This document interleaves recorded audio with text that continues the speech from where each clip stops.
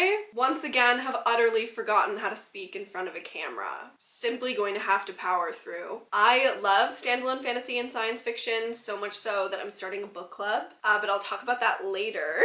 And I wanted to talk about some of the ones that I've read that I've really liked. So I've broken these books into categories, and the first category I'm going to talk about is books that have a strong romantic plot, and I have 3 that I want to talk about. And the first one is Fire by Kristen Kishore. Now, technically speaking, this book is part of a series, so we're starting off on a really strong note, but hear me out. This book, along with its companion novel, Graceling, are kind of the like 2 starting points for Kristen Kishore's YA fantasy series. And I actually read Fire first. It functions very well as a standalone. This follows a young woman whose name is, you're gonna be so shocked and blown away. Her name is Fire. The magic system in this book is honestly somewhat nebulous. She can basically kind of use her appearance to manipulate people's minds, and she's really not into that. So we follow Fire as she gets embroiled in the war that's going on and in the lives of the king, the prince, and her best friend is like a lord of some sort. I honestly don't really remember. And most importantly, having to kind of deal with the legacy that her father left behind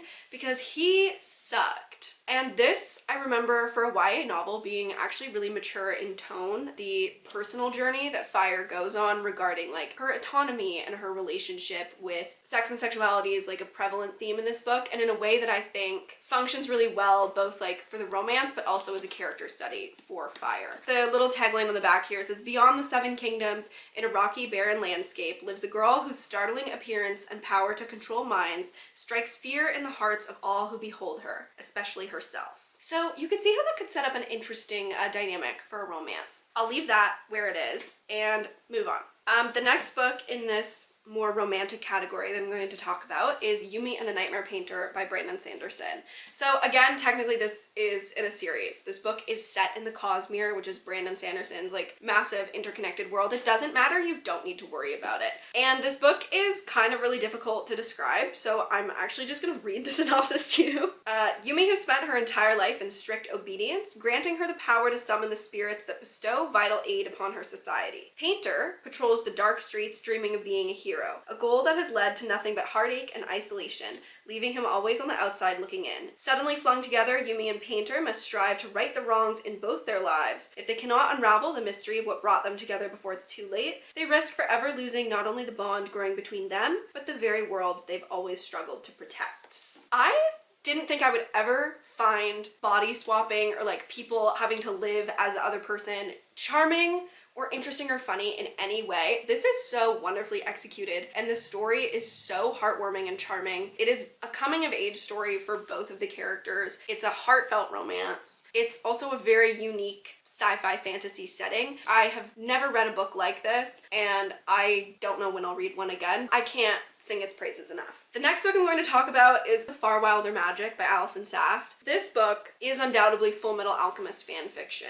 I do think if I didn't love Full Metal Alchemist, I don't know that I would love this. So maybe that's a caveat. So we follow a young woman named Margaret and a young man named Wes. And the premise is that they have to come together to participate in this like magical hunt. The synopsis does the book a little bit dirty in really emphasizing the hunt aspect of this story, because to be honest, it's not the biggest part. This is much more a character study than it is a plot-driven novel. Wes is a great character. He's a great love interest. For me, this book is fundamentally about Margaret. Margaret is kind of like trapped in her family home, surrounded and just like haunted by all the horrible things that have happened there. The specific way that this spoke to me was actually quite scary. I did worry a little bit that Allison Saft like had access to my therapist's notes when she wrote this book. This is like at its core a story about learning to let yourself live and not just like doing your like weird survivalist trauma response forever. Oh, you know what Ava Reid had to say about this? We'll talk about Ava Reid later. Tender, intimate, and atmospheric, yet written with a taut propulsion that bewitches and compels you, A Far Wilder Magic is unlike anything on the YA shelf. And I would agree. In the category, dark fairy tale vibes, I'm going to start with the thing that honestly probably fits the category the least. However, I don't care, and that is Sabriel by Garth Nix.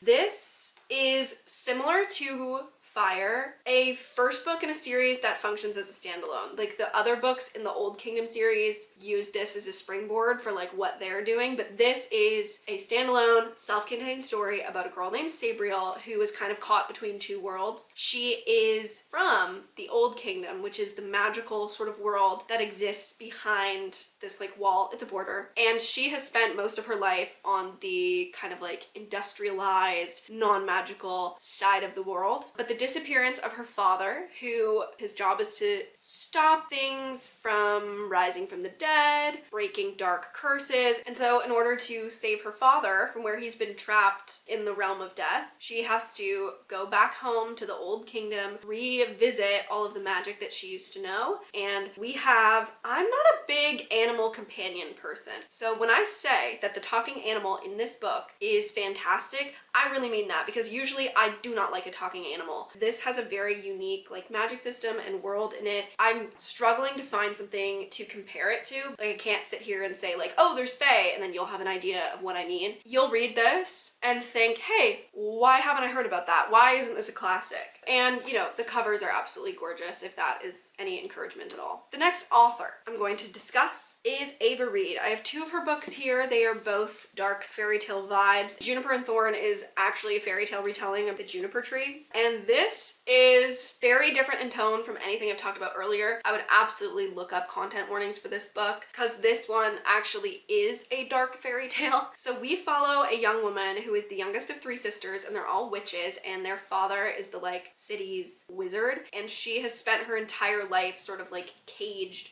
within her like twisted father's house, and he has treated them abysmally. When I say look up the content warnings, like I do mean that. At night, Marlinchin and her sisters start to sneak out to enjoy the city's amenities and revel in its thrills, where Marlinchin meets a dancer who quickly captures her heart. Caught between history and progress, blood and desire, Marlinchin must draw upon her own magic to keep her city safe and find her place within it. There's kind of like a curse running around. That's honestly somewhat of a footnote in this book. Similar to A Far Wilder Magic, I would not be reading this one for the plot line. This is a character study. This is about a woman, honestly, less coming of age and more emancipating herself from her twisted fucking family. There's some genuinely disturbing imagery in this book. The writing in this book is so visceral. It's definitely an interesting reading experience. Kind of the darkest of the dark fairy tales that I have here. It almost functions as a horror in a lot of ways. It's great. Is it great? It's interesting. It's interesting. And also by Ava Reid is a book that I actually read on this channel, and that's A Study in Drowning. This is a YA book. We follow a young woman named Effie who is studying to be an architect, but like she hates it. And so she applies to like redesign the home of her favorite author, only to find that it's literally crumbling into the sea. And the process of doing this sort of forces her to confront this aspect of herself that she sort of always thought was mental illness or perhaps not real, which is that she has these like visions and connections with this evil sort of fairy presence in her life. And it also forces her to confront some viscerally human traumas that she's endured. There's a romance in this as well. It's definitely stronger than the romance in Juniper and Thorn. I mean, really a young book about like finding a level of like agency and self-empowerment,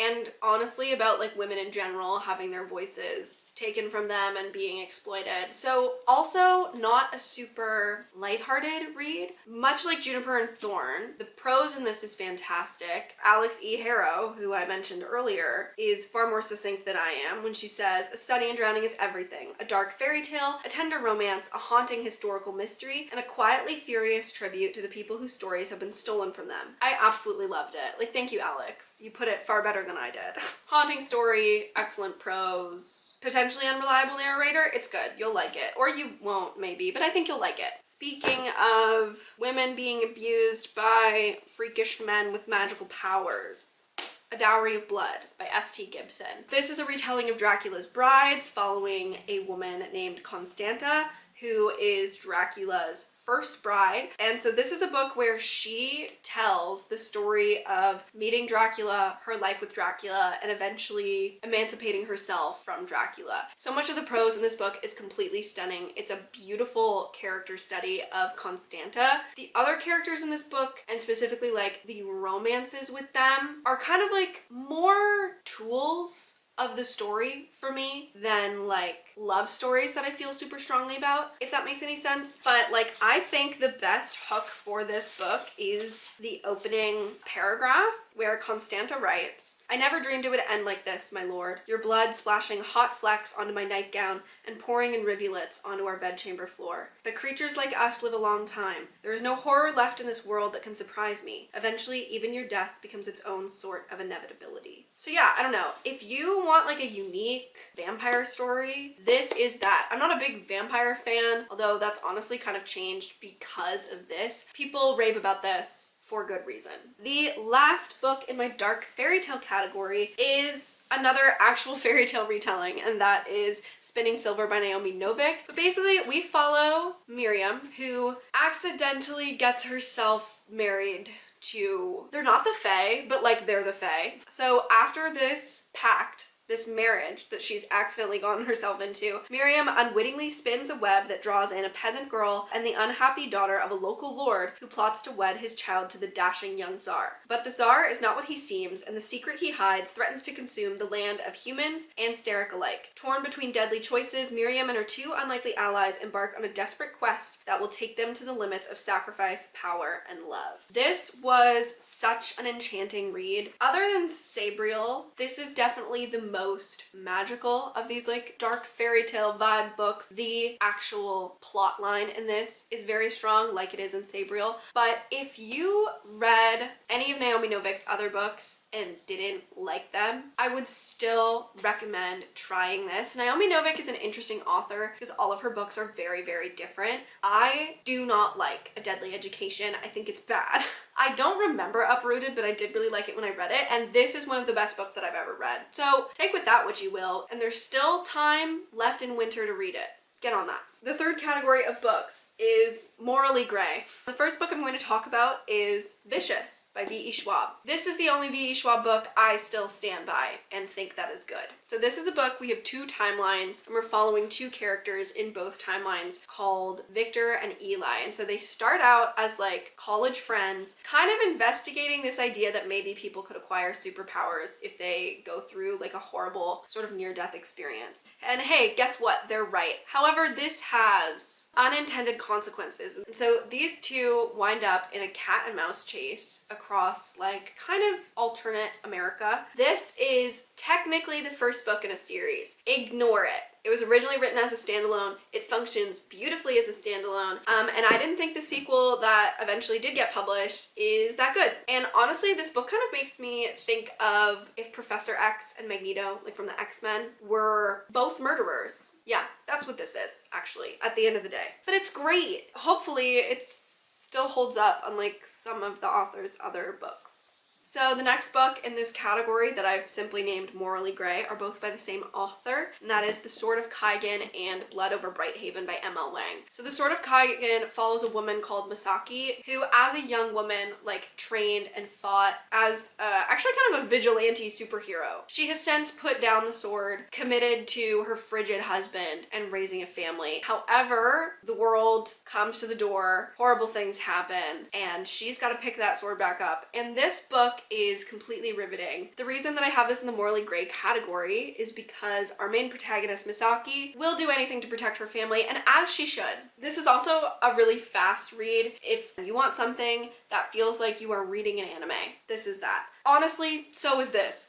Blood Over Brighthaven is M.L. Wang's more recent release. I read this on this channel. I've talked about it at length. We follow a woman named Sayona who has beaten the odds and become the first female high mage in her city-state that she lives in. And this place is crazy, by the way. Orwellian, surveillance state, vibes, freakish, fucked up. During the course of her new research, she unearths some really twisted truths about the place that she lives and how it's run. And she has to decide what she's gonna do about that. And she decides correctly to go big or go home. And this book is absolutely brutal. I think this is dark academia at its best in the sense that it uses an academia setting to examine institutional horrors. M.L. Wang is clearly an author that does not hold back with putting her characters through the grimmest of circumstances. And the plot twist in this, one of the best plot twists I've ever encountered. This was on the level of how it feels to read Catching Fire for the first time. This is that level. Throwing the book across the room, screaming, crying, absolutely fantastic. The last category is called